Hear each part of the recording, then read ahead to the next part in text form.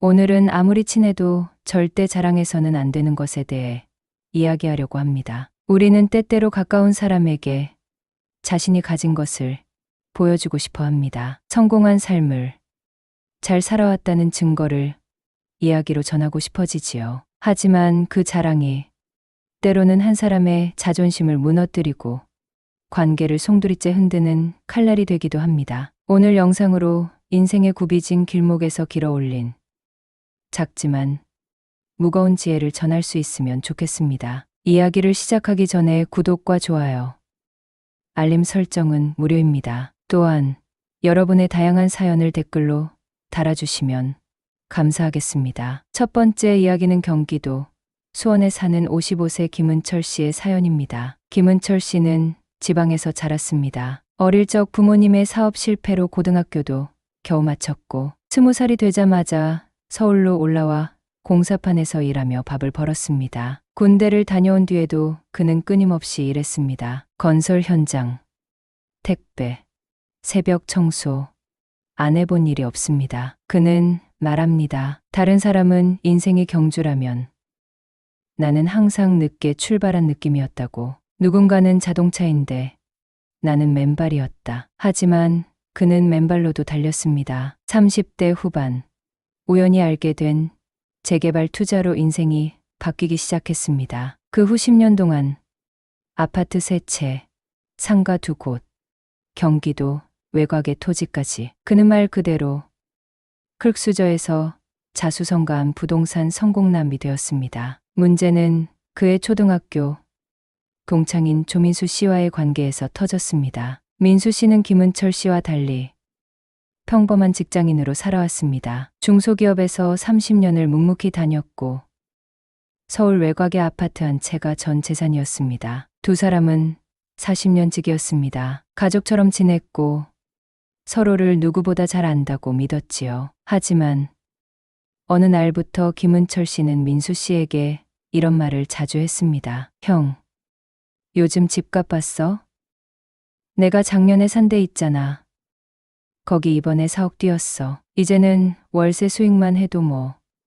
솔직히 일 안 해도 돼. 내가 부동산 좀 봐줄까? 형도 나처럼 했으면 진작에 부자 됐을 텐데. 그 말들은 겉으로는 걱정이나 조언처럼 들렸지만 실은 은근한 우월감이 섞여 있었습니다. 민수 씨는 그 순간마다 웃으며 넘겼습니다. 하지만 집으로 돌아가면 혼자 술을 마셨다고 합니다. 자신의 인생이 실패한 것 같았고 자신을 바라보는 친구의 눈빛 속에서 불쌍함을 느꼈기 때문입니다. 그리고 결국 사건이 터졌습니다. 2023년 어느 가을 저녁, 두 사람은 오랜만에 민수 씨 집에서 술을 마시고 있었고 은철 씨는 또다시 말했습니다. 형, 나 이번에 제주도에도 땅 샀어. 진짜 거긴 미쳤다니까. 형은 왜 그렇게 소극적으로 살아? 좀 공격적으로 가야지. 맨날 그렇게 벌어봐야 뭐 하냐고. 그 말이 끝나자 민수 씨는 술잔을 내려놓고 이렇게 말했습니다. 은철아, 너 언제부터 이렇게 남의 인생을 평가하는 놈이 됐냐? 그날 이후 민수 씨는 은철 씨의 연락을 받지 않았습니다. 단 한 번도. 그렇게 40년 지기 친구는 조용히 멀어졌습니다. 김은철 씨는 그 일을 후회한다고 말합니다. 그는 지금도 매달 한 번씩 민수 씨에게 안부 문자를 보내지만 답장은 오지 않습니다. 난 그게 그냥 자랑이 아니라고 생각했어. 나를 알아줬으면 했고 같이 잘 됐으면 좋겠다고 말한 건데 돌이켜보면 그건 나 혼자만의 만족이었지. 그 사람은 그냥 평범한 일상 속에서 존중받고 싶었을지도 모르는데 자랑은 말하는 사람에겐 기쁨일 수 있어도 듣는 사람에겐 굴욕일 수 있습니다. 그 자랑이 진심 어린 조언이라 하더라도 그 말의 칼끝이 누구의 마음을 향하고 있는지 우리는 먼저 살펴야 합니다. 특히 돈과 성공에 관한 자랑은 그 누구에게도 깊은 상처를 남길 수 있습니다. 우리는 모릅니다. 상대가 지금 어떤 삶을 살고 있는지, 어떤 실패를 감당하고 있는지, 그리고 그가 얼마나 조용히 견디고 있는지. 김은철 씨는 이제 이렇게 말합니다. 자랑은 잠깐의 만족을 주지만 관계에는 평생의 균열을 남길 수 있다. 진짜 성공했다면 날로 말하지 말고 삶으로 보여주는 거라고. 조용한 배려가 진짜 품격이다. 아무리 친해도 당신의 통장 잔고, 부동산 자산, 수익 구조, 그 모든 건 꼭 필요한 상황이 아니면 말하지 않는 것이 가장 현명합니다. 왜냐하면 가까운 사람일수록 자랑은 칼이 되니까요. 두 번째 사연은 전라북도 익산에 사는 61세 박정혜 씨의 사연입니다. 그녀의 삶과 우정을 통해 자식 자랑이라는 민감한 문제를 함께 들여다보려 합니다. 박정혜 씨는 익산의 한 중학교에서 35년 넘게 국어 교사로 재직했습니다. 남편 역시 고등학교 교사였고 두 사람은 검소하게 살며 두 아들을 키웠습니다. 첫째는 서울의 의대에 진학했고 둘째는 해외 유학을 다녀와 지금은 외국계 기업에 다니고 있습니다. 누가 봐도 남부럽지 않은 성공한 엄마의 삶이었지요. 그녀에게는 고등학교 시절부터 친구로 지내온 윤경희 씨가 있었습니다. 둘은 40년 넘는 친구였습니다. 성격은 달랐지만 마음이 잘 맞았고 서로의 삶에 늘 곁이 되어주던 사이였죠. 문제는 자식들에 대한 이야기가 오가면서부터 시작되었습니다. 처음엔 가벼운 자랑이었습니다. 우리 큰애가 이번에 국시에서 전국 1등 했대. 작은애는 외국 회사에서 스카우트 제의가 왔는데 연봉이 장난 아니더라고. 그 말은 진심 어린 기쁨이었고 정혜 씨는 친구에게 자랑이라기보다는 기쁜 소식을 나눈다는 마음이었습니다. 하지만 윤경희 씨에게는 그 말이 다르게 들렸습니다. 그녀의 아들은 대학을 자퇴했고 지금은 일용직으로 일하고 있었습니다. 한때는 우울증으로 치료도 받았고 지금은 자립을 위해 애쓰고 있지만 아직 갈 길이 멀었습니다. 그녀는 웃으며 대화를 이어갔지만 속으로는 점점 말수가 줄어들었습니다. 나는 왜 내 아이에게 그런 얘기를 해줄 수 없을까? 왜 우리 집은 항상 남의 자식 얘기를 듣는 입장일까? 그러던 어느 날 박정혜 씨는 친구와 함께 모임에 갔습니다. 오랜만에 만난 고등학교 친구들이 함께한 자리였습니다. 모두가 근황을 이야기하던 중 정혜 씨는 자연스럽게 말을 꺼냈습니다. 우리 첫째가 의사인데 이번에 서울대병원으로 옮겼어. 둘째는 외국에서 매니저로 일하는데 이번에 출장차 귀국한다고 해서 참 나도 바빠졌지 뭐야. 그 자랑은 자연스럽고 부드러웠지만 분위기는 미묘하게 가라앉았습니다. 특히 윤경희 씨의 표정이 굳어졌지요. 그녀는 그날 아무 말 없이 조용히 집으로 돌아갔다고 합니다. 그리고 며칠 후 박정혜 씨에게 한 통의 문자가 도착했습니다. 정혜야, 너는 참 좋은 친구였어. 그런데 요즘은 내 이야기를 들으면 내가 참 초라해지는 것 같아. 너한텐 그게 그냥 기쁜 소식일지 몰라도 나한텐 좀 힘들어. 우리 잠시 거리 좀 두자. 박정혜 씨는 큰 충격을 받았습니다. 그녀는 자랑하려는 의도가 없었다고 믿었습니다. 하지만 그 말들이 누군가의 상처 위에 소금을 뿌리고 있었다는 사실을 그제야 깨달은 겁니다. 나는 내 자식이 잘 됐다는 게 그저 기뻤을 뿐이었어요. 그걸 함께 나누고 싶었고 특히 오랜 친구인 그녀에겐 그럴 자격이 있다고 생각했지요. 하지만 내가 놓친 게 있었어요. 사람은 비교하지 않으려 해도 비교하게 되는 존재라는 걸. 자식 자랑은 듣는 이에게는 자신의 부족함을 들춰내는 칼이 될 수 있습니다. 특히 가까운 친구 사이일수록 그 자랑은 더 깊이 박히는 법입니다. 그들은 내 삶에 가장 많은 시간을 공유해온 존재이기에 그 자랑은 우리는 다르다는 선언처럼 들릴 수 있습니다. 그리고 그 차이는 때때로 우정을 지운다는 사실을 우리는 자주 잊습니다. 박정혜 씨는 지금도 친구 윤경희 씨와 연락을 자주 하지는 못합니다. 하지만 그녀는 이제 말합니다. 내가 자식을 자랑하던 그 시간은 내 아이가 잘난 걸 자랑하던 게 아니었어요. 사실은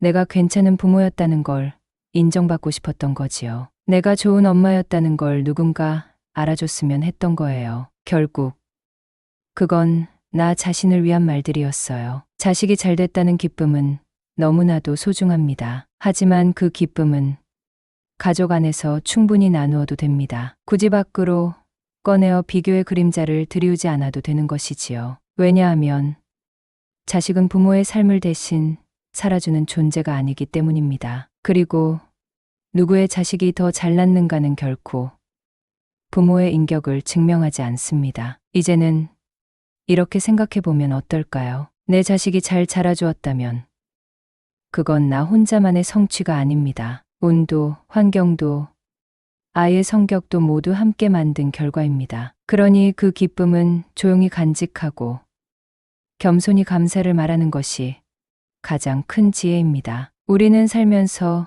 수많은 말을 주고받습니다. 말로 기쁨을 전하고, 말로 상처를 주며, 날로 관계를 이어갑니다. 하지만 어느 순간부터 말보다 침묵이 더 큰 의미를 갖는 시간이 찾아옵니다. 그건 아마도 나이 들었다는 증거이자 삶을 조금 더 깊이 이해하게 되었다는 징표일지도 모르겠습니다. 오늘 이야기를 들으시며 혹시 마음 한켠이 불편하셨던 분도 계실 겁니다. 나도 누군가에게 그런 말을 한 적이 있었을까? 내 기쁨이 누군가에겐 상처였던 건 아닐까? 그 질문은 불편하지만 반드시 필요한 성찰입니다. 우리는 모두 누군가의 말에 상처받았던 경험이 있습니다. 그리고 누군가에게 상처를 주었을지도 모른다는 불안도 어렴풋이 느끼며 살아갑니다. 사람과 사람 사이에서 말은 때때로 칼이 됩니다. 그 칼이 향한 곳이 사랑하는 사람의 마음이었다면 우리는 아주 오래도록 관계의 균열을 끌어안고 살아가야 합니다. 특히 우리가 다루는 오늘의 주제처럼 자랑이라는 말은 그 의도가 아무리 선하더라도 상대방의 삶에 비교의 그림자를 드리울 수 있습니다. 가까운 사이라서 괜찮을 거라고 생각하지만 오히려 가까운 사이일수록 더 조심해야 하는 법입니다. 왜냐하면 가까운 사람일수록 그 말은 겉이 아니라 속에 깊이 박히기 때문입니다. 한 사람의 부모로서, 한 사람의 인생 선배로서 우리는 스스로에게 자주 묻게 됩니다. 나는 지금 내 기쁨을 이야기하고 있는가? 아니면 내 우월감을 확인받고 싶은 것인가? 이 말이 상대의 삶에 어떤 흔적을 남길 것인가? 이제 우리는 말의 무게를 아는 나이에 이르렀습니다. 말은 결코 공중에 흩어지지 않습니다. 누군가의 가슴 속에 남고 마음의 구조를 바꾸기도 합니다. 그래서 우리는 늦게나마 배우게 됩니다. 진짜 품격은 내가 가진 것을 말하지 않는 힘이고, 진짜 성공은 누군가를 불편하게 하지 않는 조용한 배려라는 것을요. 살아보니 그렇습니다. 내가 빛나고 싶은 욕심을 꾹 누르고 누군가의 어두운 구석에 조용히 빛이 되어주는 사람이 진짜 어른이라는 것을요. 자식이 잘 되었다는 기쁨, 성공을 이루었다는 자부심, 그 모든 건 분명 소중한 감정입니다. 그러나 그것이 타인과의 비교로 흘러가지 않도록 마음속 깊은 곳에 간직하고 필요할 때만 꺼내어 쓰는 지혜가 필요합니다. 관계는 내 말이 얼마나 많았느냐보다 내가 얼마나 침묵을 선택했는가, 얼마나 상대의 처지를 헤아렸는가로 유지되는 것입니다. 그리고 이제 우리는 그런 침묵이 말보다 더 따뜻할 수 있다는 것을 압니다. 자랑은 짧은 만족을 주지만 침묵은 긴 신뢰를 남깁니다. 자랑은 순간의 높이를 보여주지만 배려는 관계의 깊이를 만들어 줍니다. 그리고 이 모든 것은 건강한 몸과 마음에서 비롯됩니다. 나이가 들수록 점점 실감하게 되지요. 몸이 아프면 마음도 약해지고, 마음이 지치면 말이 거칠어지고, 거칠어진 말은 결국 가장 소중했던 사람을 떠나게 합니다. 노년의 품격은 무엇보다도 몸과 마음의 건강에서 시작됩니다. 잘 먹고, 잘 자고, 적당히 걷고, 불필요한 비교와 자랑에서 스스로를 비워내는 것, 그 단순한 삶의 방식이 이제 우리에게 가장 큰 지혜가 되었습니다. 내가 건강해야 사람을 배려할 수 있고, 배려할 수 있어야 관계를 오래 지킬 수 있습니다. 이제는 조용히 사는 것이 더욱 지혜롭고 더욱 우아하며 더욱 강한 삶이라는 것을 잊지 마세요. 당신의 몸과 마음이 오늘 하루도 평안하시길 바랍니다. 그리고 그 평안함이 당신 곁의 사람들에게도 고요한 위로가 되기를 바랍니다. 다음 시간에도 마음 깊은 곳에서 건져 올린 삶의 지혜로 다시 찾아뵙겠습니다. 이 영상이 조금이나마 도움이 되셨다면 주변의 소중한 분들에게도 이 슬기로운 지혜를 나누어 주세요. 여러분의 내일이 오늘보다 더 나은 슬기로운 세상으로 가득하길 기원합니다. 감사합니다.